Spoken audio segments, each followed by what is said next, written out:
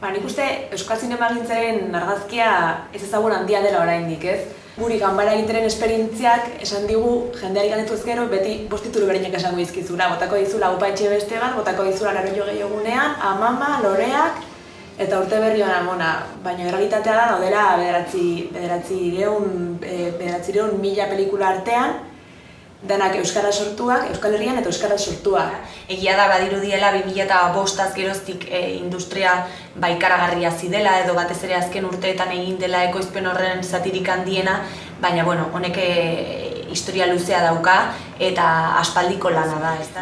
Aldaketa nagusia, ez dakit, nik uste igual izan daitekela euskal proiektu oso potoloak egiten hasi gerala, nolabait, orain arte euskal proiektuen aurrekontuak txikiagoak ziren, oro har, eta orain badaude pelikula batzuk, egia da ere ez daudela, ez Hollywoodeko, Hollywoodekin ezin da ez da alderatu, baina nolabait hemen inguruko beste zinemagintzetan egiten diren proiektuen parean oraindik ziurrenik ez daude asko, baina aurrekontuetan bai eman da salto bat, pixka bat, izan daiteke hori aldaketetako bat.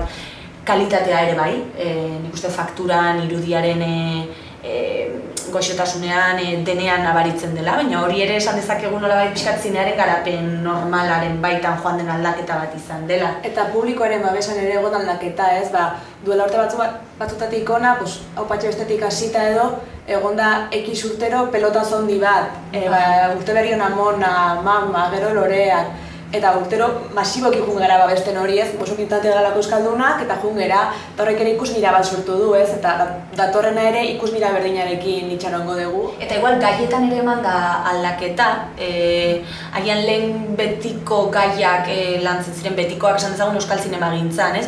Tradizioa, gure bertako istorioak, maitasun istorioak, orain igual gaien nolabait abanikoa zabaldu eginda eta edozein modutako istorioa kontatzeko gai garela sinetsi dugu, ezta? Eta duela urte batzuk ere gogoratzen naiz, Txarriboda atera zenean eta thriller bat eta euskaraz esaten zen, ostras, thrillerrak egiten badakigu? Bai, ez? Zergatik ez? Orduan, igual gaien zabalkuntza hori ere eman da azken urteetan.